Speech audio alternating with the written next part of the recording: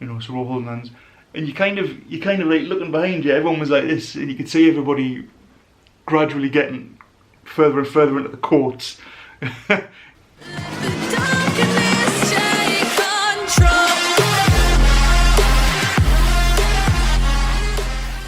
Hi everyone, welcome back. I thought I'd have a bit of a change of format before I go out on my next investigation.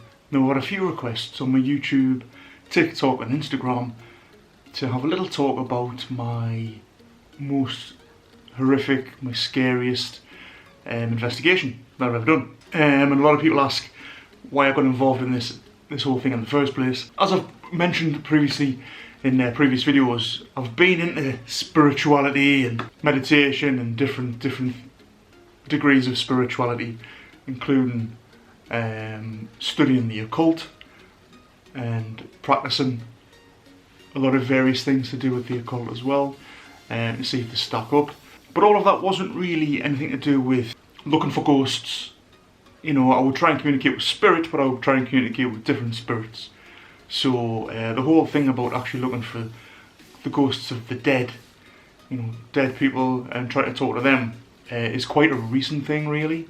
And I'm really glad that I decided to do it because you guys seem to enjoy it so much. And although I haven't changed my work entirely, I've just added the paranormal investigations onto what I already do within the occult field. Where it all started, the reason that I went off in that direction. Okay, guys.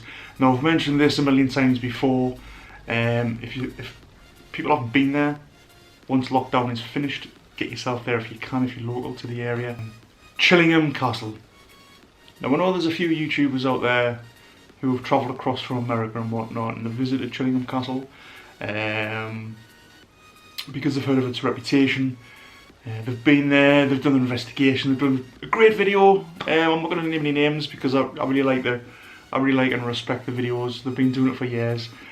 And they went there and I had a good look around. I don't know if they actually got much activity on camera, because obviously the kind of place that it is, you can't just rock up with a camera and expect things to do its little dance for you on command. So it really is the kind of place that you have to spend a lot of time there to get to know the ghosts, to get to know the spirits, for them to get to know you, for them to want to come forward and speak to you. Of course, that's the nice ones. And the not so nice ones will be quite happy to get a hold of you by your collar and rag you about the castle. Oh yeah, I wish I was joking. So we'll start from the beginning of why I was going there in the first place. So this was actually bought as a birthday present from my girlfriend because she knew I was into this kind of thing. So it was an investigation with a group with the resident group who work there all the time. Again, I'm not going to name names because I've not spoken to them before I put this video out. They don't actually work there anymore, but they're very famous, very reputable, and they're very, very, very brilliant at what they do. They've been at the castle for years and years and years and years and years. They've got to know the spirits, they knew exactly who they were talking to, and the spirits were responding to them. They're absolutely brilliant. It's just a shame that they're not there now. So any future investigations that I intend on doing there won't be with a group. The idea is I'll be hiring the place out myself if they let me do it. I think it's, you know, they've given me a price in the past, so they must let you do it. I'm going to go in there either on my own or preferably with some of you guys. So keep your eyes peeled for future videos when I start inviting people to come on investigations. If there's any investigation that you come on, this is the one. Alright, so as soon as I say that I'm inviting people to Chillingham Castle, trust me guys, get on that one. It's an absolutely unreal place. There's so much history in the place. So the castle itself, it's up in Northumberland in the north of England. It's near the border between England and Scotland, and the castle itself was kind of like a bastion, like a last chance saloon sort of thing between the Scottish and the English, because obviously at the time they were warring with each other. This is the time of Robert the Bruce and all that kind of carry on. So this is the kind of era that you're talking about. And now what they actually would use this castle for is they would get the Scots and they would torture them. Effectively, it was a torture castle. That's pretty much what it was adapted for. It's not what it was originally built for, I don't think. but it was certainly adapted for that. Now there's a famous torturer, of course, who was resident there at the time, who was ahead of torturing all the prisoners that came in. He's the famous John Sage, of course, that everybody goes after when they go there. Now what people don't realise is there's about 72 spirits that they know of that reside at the castle, and there's a whole lot of more conversations that you could be having instead of focusing everything on John Sage, alright? John Sage was an arsehole at the end of the day. He was a torturer, and he inflicted a lot of pain on a lot of people. To be honest, it's not really someone that I would want to talk to, but when you go there, sometimes you just can't help it, because he wants to talk to you. Okay, so going back, just to give you a little bit of a storyline, a bit of a timeline about my 20 hours of investigations that I've spent there. I'll go through each room and I'll let you know what happened in each room, and who we encountered, and what I plan on doing moving forward, alright? So when you rock up to this castle, it's about as cliche as you can get. You know, this was like, when we went there, it was like 10 o'clock at night, it was winter time, it was snowing, you know, we had deep snow. It's in the middle of the countryside, and as you drive down, you've got trees, you know, making it even darker than what it really is. You're driving down this sort of a mile-long drive down to this castle, and you see it at the end, and you just pop over the crest of the hill, and there it is, this huge castle, scary as hell, like horror movie, your worst nightmare. Anyway, there it is. So, but what we had to do on this for the first night is we couldn't actually park near the front doors. We had to park along the side of the wall, the castle wall, the battlements, and then walk about a quarter of a mile down to where the doorway is. This was in the snow. So we jumped out. First time we'd been there, didn't have a clue where we were going, who we were meeting or anything like that. So we walked down, followed this road down by the side of the castle walls, wood-headed. There was a light in the distance, so we followed that. Now bear in mind, it's pitch black dark, guys. This is in the middle of Northumberland. Like, there's dark and there's dark. There's no light at all. So walking down there, and we got to the end. We met up with the group of people that we're going to be doing the investigation with. Great bunch, absolutely loads of like-minded people who were absolutely top. Like, they're absolutely amazing, like so friendly, warm and welcoming. You know, it was really, really nice. It was a lovely atmosphere. So we got told a little bit of the history of the place, and at this point we were in the courtyard sort of thing. You got the main doors, the big huge doors. We were in the courtyard. Where we went first was actually, we turned around, left the castle, and had a walk around the woods. Okay, because the woods, of course, are haunted, super haunted. Many reasons why they were haunted. One of the reasons was they used to hang prisoners on the trees, and live and die there. Now when I say hang, they didn't hang them with a rope. They would hang them by the skin on the trees. Generally what they would do is they would lie you down and they would crush you with boulders until you were kind of a jellyfish type thing, and then they would wrap you around the branches. You know, like, this must have looked absolutely horrific as hell at the time. Can you imagine walking down that road, which is the road that we walked down incidentally, and you've got trees on either side, and you've got these strange bloody jellyfish type people hanging out of trees. What a time to be alive, guys. What a time to be alive. What the fuck? Right, and so we're walking around the woods and we're being told, this is where they used to do this is where they used to do that.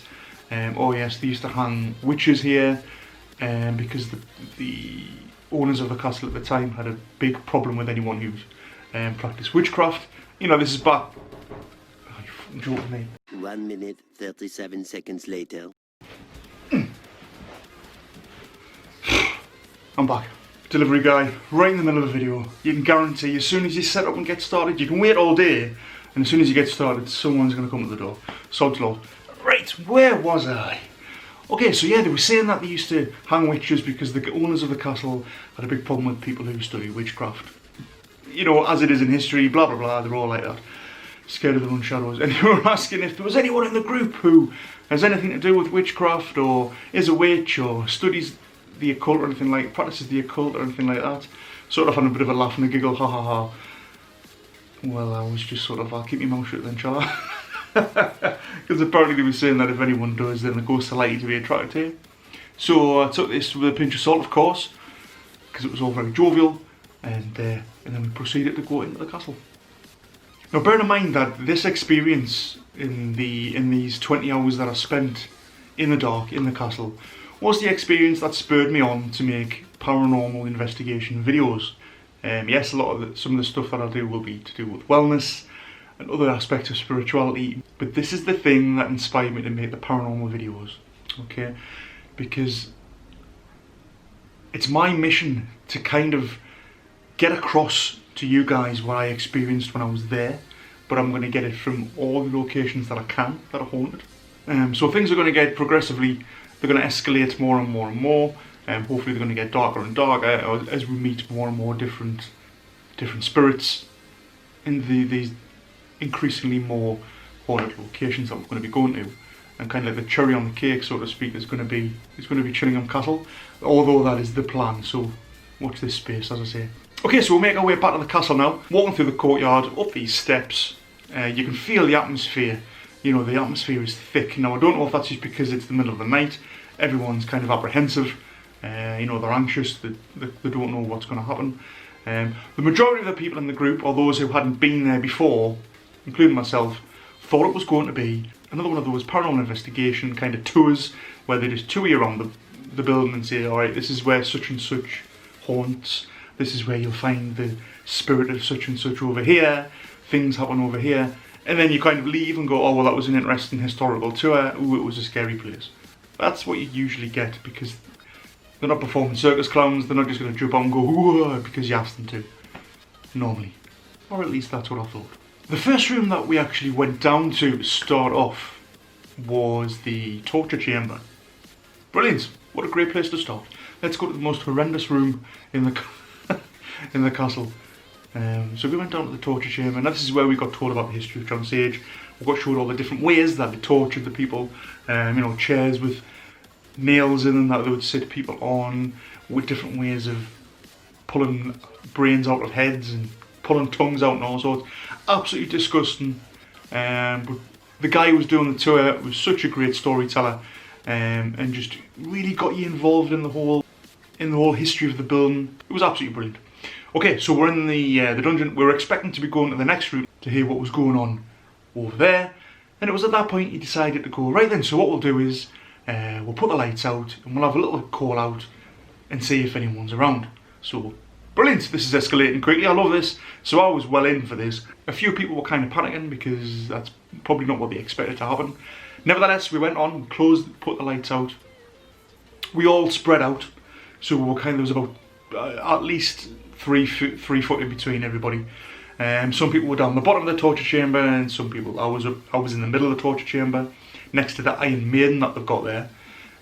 So I was literally leaning against the Iron Maiden. My pal was over by the door, and there was a bunch of girls a bit further down there. So we're all really spread out, so nobody could touch each other. And the idea being that if anything touched you, that you can't blame anyone else because nobody's near you. Great idea. So sitting there, he's calling out. Right, so this guy, he's calling out. And again, you don't really expect anything to just reply, right? I mean, normally these things take forever. Now this is just testament to how amazingly haunted this place is. So he calls out, is anybody there? You know, these people have come to talk to you, sort of thing. He mentioned a few names, you know, sort of put a few questions out there. And then we all hear a disembodied voice. Now bearing in mind that it's pitch black, you can't see your hand in front of your face. It's freezing cold because it's the middle of winter and we're in the dungeon of probably the most haunted castle in the world. So then you hear the answer, yes. Okay, now it was kind of a yes. At that level, at that kind of volume. And we all kind of, you could tell everyone was kind of looking at each other. Well, you would if we could see each other, but you know, everyone was, everyone's back ends would have been twitching, thinking, what has just happened? Like, what the hell? We've just heard a disembodied voice on command, and nobody's run away yet. So anyway, now the disembodied voice was right next to me. I was the closest to it, so I could guarantee that there was nobody next to me at all. There was the Iron Maiden that I was sitting next to. There was space where the voice was coming from. And it was answering questions. Now I was the one that could hear it the most, although everybody could hear it. Because I was lucky enough to be right next to it, I could hear the answers clearly. Now at one point it actually mentioned one of the ladies' names who was with us. Because because they asked, is there anyone in the group that you're interested in? And it was at this point that everyone goes, no, not me, not me, not me. And it said the lady's name. I heard what it was. One of the lead investigators also heard who it was, but because she was petrified in the corner, we didn't disclose it, we didn't tell her, because she was most likely going to be one of the ones that legged it. Brilliant. Another thing that the spirit in the torture chamber likes to do, it's pretty freaky. I don't know if he's just a pervert or whatever, he likes to pick on the ladies. Now if they come in with scrunchies in the hair, bobbles, it likes to pull the hair, pull the bobbles out. And a really disturbing thing that it likes to do is it likes to kind of pant in the face, like it'll come up to them and it'll be like a really freaky, mad rapist or something, which quite probably is what he was. I'll ask him that when I go. So he does this. Now he did that to the girls. Now I understand now why the lead investigators at the time put all the girls together. They bunched the girls together because he knew, he knew the swine that this spirit was going to do this. And on cue, he came along and he was in the face and he was just there. And we could hear it, but they obviously experienced it because it was just there. They all started crying. Some of them legged it, and some of them just stayed and were like in shock. Absolutely amazing. It blows any experience that anyone in the group's ever had before. Unreal. So after we've experienced that, we now know that this place is for real. So the next place we go to, we leave the torture chamber and we go up the stairs through this other great grand wooden door, creaks open, and we're in the grand hall. Now it's absolutely, this is the great hall, it's amazing. What you would expect for the time, you've got the big table, you know, you've got the chairs all around the table, there's big iron weapons on the table, swords, maces, shields all around, you know, there's a suit of armour in the corner. Absolutely as cliche as you can get, but amazing. So we all sit round the table. There was a group of 10 of us or so, and we all sat around the table. A few of the candles were lit, that's the only light that we had at the time, other than the odd torch that we were using when we were just trying to navigate around. So we all held hands around the table. They blew the candles out. So again, it's darker than dark, so we're all holding hands, and these guys are calling out, and they knew exactly who was in this room. They even said, we've seen them come in, you know, get ready for some action sort of thing, and we were like, well, what's going to happen in here? You know, so we're all holding hands. And you kind of like looking behind you, everyone was like this, and you could see everybody gradually getting further and further into the coats. Because obviously it was freezing cold, so we're all wearing, you know, about 5 coats and scarves and hats and things. So everybody was just subconsciously sinking into the clothes, and like by the end of it we were like that. Trying to hold hands. And then there was sort of a bang under the table. I'm like, at first I was like, oh, someone banged the knee, you know, what's someone messing about.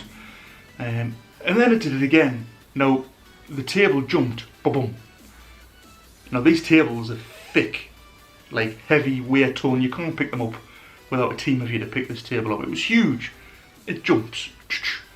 So we're like, oh, hello, what's happening here? So you hear the odd scream, of course, not because they were terrified, but because it's a shock. You know, with these things, it's just a shock. It doesn't matter what jumps out, you know, or what makes a noise.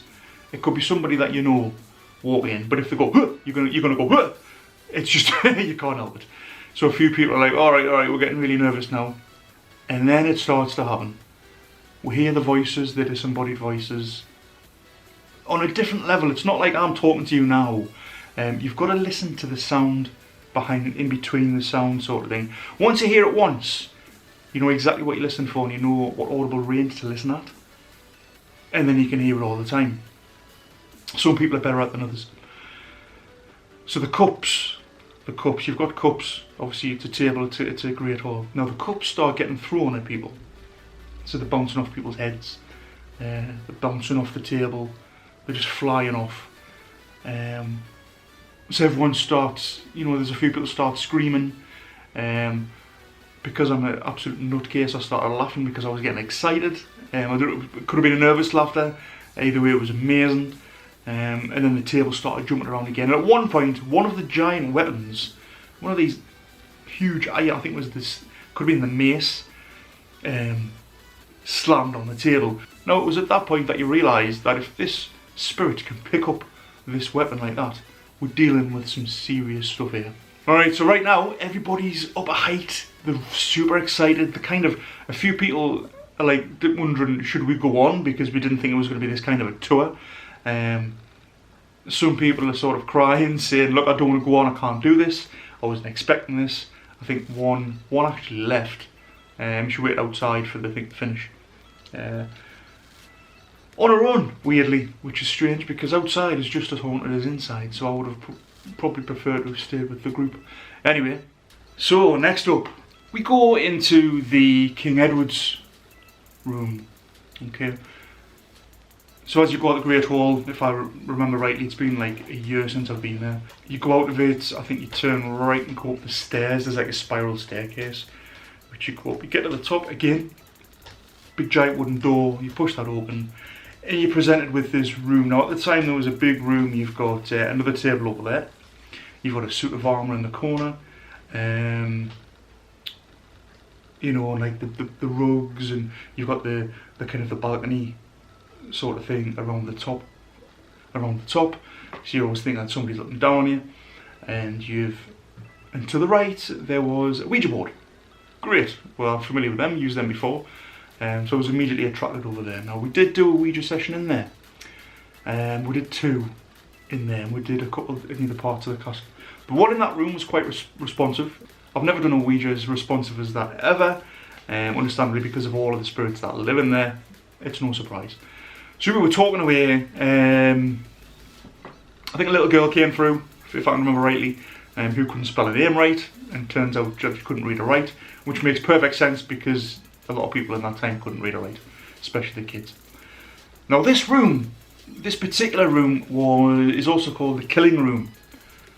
Now the reason why it's called the killing room is because one of the things that they did to torture both the parents and the kids is they bundled all the kids into this room, and there was a window that could look out into the courtyard of the castle.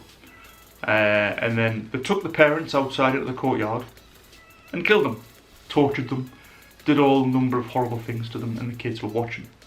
Why they did this, I don't know. They were obviously just disgusting people. And then they came into the killing room, and then they slaughtered all the kids. Hence the killing room. Okay. So a lot of bad energy in there. Well, energy. I mean, energy is energy, but there's a lot of energy in there, a lot of horrible intentions, a lot of horrible people that have been in that room doing some horrible things. Although all of these things have happened before, and it's an amazing experience so far up until this point. The events that happened in this particular room are the events that inspired me. Hello. Hello. What are you doing here? Morning. You just woke up? Good. Anyway, the events that happened in this room were the events that inspired me to make these videos. Okay, so we're all sitting, again, so there's about 10 of us. So we're... Get off the camera. Off the camera. So we're all sitting in this room after we've done the Ouija session. We're kind of sitting on the outskirts of the room, like with our backs on the stone walls, freezing cold stone walls. There's benches. What do you want? What do you want? Oh, right. What's the matter? You thinking who wants on now? I'm kind of sitting on these benches. Okay, and you've got like the lead guide who's sort of in the middle of the semicircle almost. Alright, so we're well spread out so that we can see and hear everything around in this particular room, just so we can do a good investigation. Now the idea of an investigation is when things happen you've got to try and debunk them first, because don't always jump to the conclusion that it's paranormal, because that's one way to look like an absolute burk. So we're kind of debunking all these different things, bearing in mind there was some bats who were asleep in the window, on the inside of the window. Well, they were really cute, but that's what they were doing. Just to add to the spooky ambience, of course. it was at that point that you kind of expect Dracula to come flying out at you. It wasn't far off actually what happened. Anyway, but I digress. So we're sitting around and he's calling out to whoever's in the room. At the time we didn't know who it is that haunted there. Now to the right, and about 5 meters away in the corner of the room, I see a little a glowing blue light, like a white blue light. So the first thing I ask is who's sitting over there with the torch on, a smartwatch on, or some kind of a gadget. Can you turn it off so that we're not distracted with what we're doing? It turns out there's actually nobody sitting over there. So, okay, a light anomaly. So this thing's still there, now I'm watching it. And everybody can see it after I point it out. Now this was the only time that I've ever seen an actual orb as luminescent as this. You're like, yeah, we've seen them before, kind of, you know, it can be misconstrued as dust or moths on the camera. Sometimes they are orbs, but again, there's no way to prove what they are. This thing was bright blue, orange, floated up. Again, this is about 5 meters away. It floated up, expanded, got brighter, and then kind of fizzled out. And we all saw this. I was like, all right, well, I was one that spotted it, so, you know, points to me, brilliant, well done, and all that. It went away, and then we just continued with the call-outs, see if we could get any communication from it. Now, because it was freezing, I was starting to cramp up, my calves were cramping up. Now I went to stretch my foot, and I kind of, just like, I'm wearing big boots. I kind of stamped on the wooden floor, and I said, well, that was me, guys, that was just me stretching my feet. But then there was another one, another bang, right in between my feet. So then I had to say, right, well the first one was me, the second one wasn't. Alright, okay, interesting. Sometimes spirits do try and communicate with bangs and knocks and things. This was like a stamp on the floor, exactly the same as I did. Alright, he says, alright, and so quite possibly the spirit in here is trying to mimic it, so do it again. Alright, brilliant. Stamp on the floor, and there was a pause, and we're all sitting there kind of waiting, going, oh, yeah, maybe not, maybe I misheard. And then all of a sudden, it was as if whatever it was had jumped off the table, landed in front, landed on the floor, bang! It was a big bang. You know, we all pooed our pants. It was absolutely hilarious. And then it settled down again. Right, talking again. You know, thanks for responding. Do you want to tell me who it was? Are you attracted to Alex? Because I'm the one that noticed you manifesting in the corner. You know, so I'm getting really excited here. I'm thinking, all right, might actually get some really good, solid communication going on. And then it happened.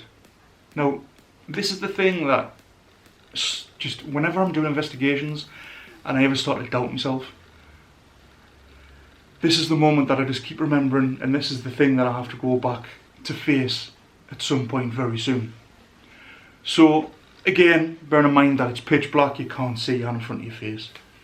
However, we all saw this dark mass kind of float across towards me. So it was darker than dark, whatever that is. It then proceeded to get in my face, and it growled in my face. Now when I say growled in my face, it's not like, it didn't just go "Arr." Like, it growled like some kind of a inhuman dog, monstrous, horrible thing from the nth dimension. Like, it was awful. And it wasn't just the noise of this thing growling in my face. Like, I could feel it there. You know when someone's in your face and you can feel the presence there? Even if you've got your eyes closed, you know somebody's there. It was like that. So much so that my reaction, because, I mean, stupid reaction, I took a swing at it and obviously went straight through it because there was nothing there. And then me and the lady who was sat next to me, who was actually one of the lead investigators, proceeded to jump on each other's lap in absolute horror because it was absolutely horrendous. Everybody heard it, everybody in the room heard it. Just we had the best seat in the house, so it was amazing. We realised how we'd reacted and just burst out laughing. We just absolutely hit the deck, creased at each other. This is one of the great things about doing paranormal investigations. When things do jump out, when things do scare you, you know, people's reactions are priceless. You know, as long as you can realise that, you know, that's just your initial reaction, and then you can just sort of sort yourself out and then get back to business. You know, do what you were there for. Then it's all fine. you know, you can't be one of these idiots who go there, get scared and then run off. You know, what's the point in being there, right? So we're absolutely creased, and that was that. So that was the highlight of that evening. I went home absolutely blown away. I was like, what on earth has just happened there? Like, I need more of this. I need to look further into this. And so I did. 1 month later, I returned. And I returned with a different bunch of people. I actually took a bunch of people from work. Oh no, actually, what I forgot to mention in the Great Hall, sorry to digress. Back to the Great Hall. What they used to do, they would have you sitting around in the Great Hall in these chairs. And it was kind of like a courting session. And if you were found guilty of whatever it is that you were guilty of, they would come behind you, they would grab you by the neck, and they would just pull you off your chair, sort of pull your chair out, and then drag you off to the dungeon, down the stairs of the dungeon, to be never seen again, sort of thing. So we were all sitting there. Now this thing generally picks on girls. I don't know if it just had a problem with girls sitting at the table or whatever. It would pull the chair out. This just shows how powerful these spirits are there. You know, they would pull the chair out. Now what they did, they pulled this girl's chair out twice, and she was absolutely, I mean, she was well game. Like, she was scared, but she was game. You know, she was like, no, right, I'm sitting here, you're not getting rid of me. Now they asked the boyfriend to go around the back and to hold the chair to see if she could stop it moving out. And obviously to try and debunk it as well, so if anybody was messing around, if there was any tomfoolery, any tricks, then he would be there to spot it. So he was holding the chair, and there you go, just comes straight out. Chair comes out, so powerful that he can't even stop it. So again, that just shows the strength of the spirits that's in there. We must go back. Okay, so back to the second time that I went there with a different group of people. We did the usual tour, much the repeated, obviously, because it's what we did. You know, we went to the torture chamber again, the same happened. The panting in the faces of the girls, people being touched, prodded, all this good stuff. But then, when we went back to the killing room, we did the usual thing. Nothing major happened this time, because obviously spirits don't do what they're told. At that particular time with that group, nothing happened. So we just had the tour.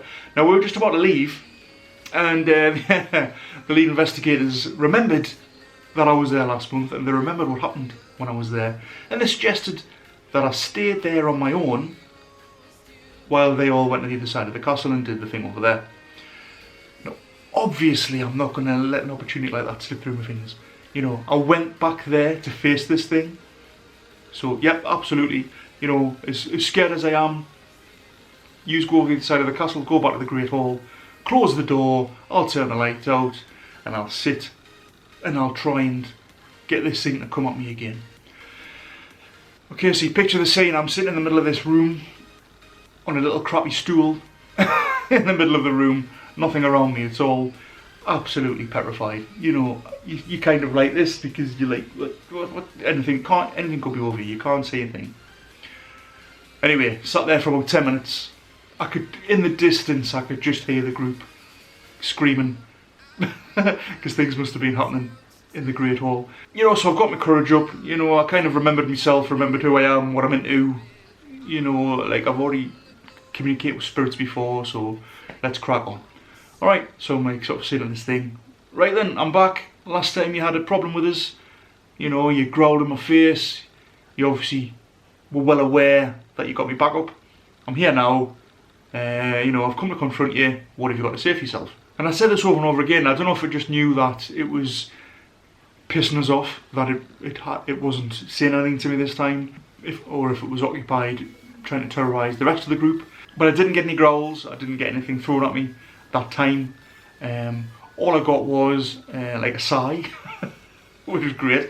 You know, I'm calling this thing out, and all I get is as if to say, I don't know, like, why should I? Or, you know, I'm not going to do what you say, or, you know, like, oh, this idiot again, that sort of thing.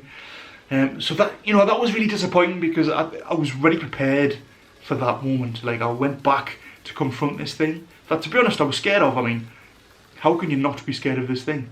So I went there, and it didn't happen. Alright, so this is why, guys, this is why it's very important that I go back there, but I go back there on my terms. I'm going to go back there, I'm going to pay the money, I'm going to hire the whole castle for the whole night, and I'm going to go there all night. I'm going to take a load of cameras, a load of batteries. I'm going to have a group of people with me. Some of them are going to be people that I've worked with before, people that I trust. And some of them are going to be you guys. Alright, I'm going to be inviting subscribers who want to test the metal in what I think is the most haunted place in the world, until proven otherwise. You know, until I go somewhere else and it's more horrific than this place, I'll say it's the most haunted place in the world. By the way, if you've got any suggestions of anywhere I can go that you think might be more active than Chillingham Castle, please let me know. Stick in the comments down below. I'm game for anything. You should know that by now. I'll go anywhere, either with a group or on my own. It doesn't matter what happens, even if I'm terrified. The idea is I'm making communication with the spirits. Luckily for me, most of the time the spirits, you know, take to me quite well, and they're quite willing to just communicate. So, but obviously you can't have it your own way all the time. Now I don't know when this is going to be, because obviously I've got to come up with the money for the place, and also we've got to wait for lockdown to be over so that we can actually get in there. But either way, it's going to make for an absolutely amazing video. You know, if it's active, which I know where to go now, I know what's active, I know who to speak to, I know how to get them to talk to you. Obviously I'm going to be going in there with the utmost respect and gratitude, like I always do with the spirits. And we're going to do some rituals in there, you know, we'll do the Ouija as well, because that worked really well there. And just see if any of them want to come forward and talk to me or talk to you, because I will live stream in there as well. We're doing a lot, guys. I can't wait to go there. And it's my aim to do the best ever video of any investigators that have actually been there before. And there's been some great ones there before, and they've picked up some things, but I just know that I can get so much more on camera. But all I can do is give it a go and see what I can get for you lot. Unless, of course, you're one of the lucky folk who come with me, which means that you might not be enjoying it that much, because I'll have put you in a room on your own with a GoPro, because you'll be ghost bait. You're welcome. Right, so that's today's video. Hope that answers your questions for those of you that asked. And of course, thanks very much for returning if you're a subscriber. And if you're not a subscriber and you like this kind of content, please feel free, hit that subscribe button, and don't forget to hit the notification bell so that you don't miss any of my future content. The only way is up, guys. The ball's rolling now. You know, I can't wait to see what happens in another 6 months' time. I'm really excited for this, guys. So again, thank you very much for your support. I hugely, hugely, hugely appreciate it. Let's just keep going. But let's do this. You know, we can do this together. We can make the best spooky community on YouTube. You know, not only are we a spooky community, we're, you know, a community of deep thinkers, you know, intelligent investigators, truth seekers who can get to the bottom of any investigation. So that's it for this one, guys. The next investigation is coming up real soon. In the meantime, keep your eye out for live streams as soon as YouTube let me do it, which I think they can. I haven't even checked. I think I can already do it. I should also be able to post community posts now that I've got 1,000 subs. So pictures, updates, statuses sort of thing. I'm just waiting for YouTube to update my account so that I can do that. So I'll be able to keep you informed as to what I'm doing, when I'm doing it, where I'm going to be, instead of you guys just waiting for a video to come out, which you know can be frustrating sometimes. Alright, also keep an eye out for my live streams on TikTok. If you're not already following my TikTok, it's just Alchemist, of course. And I'll be live streaming on there, on here, and we can enjoy this whole process together. Alright guys, so that's it for me today. Take care of yourselves, alright? I'll see you next time. Love yous all. Bye.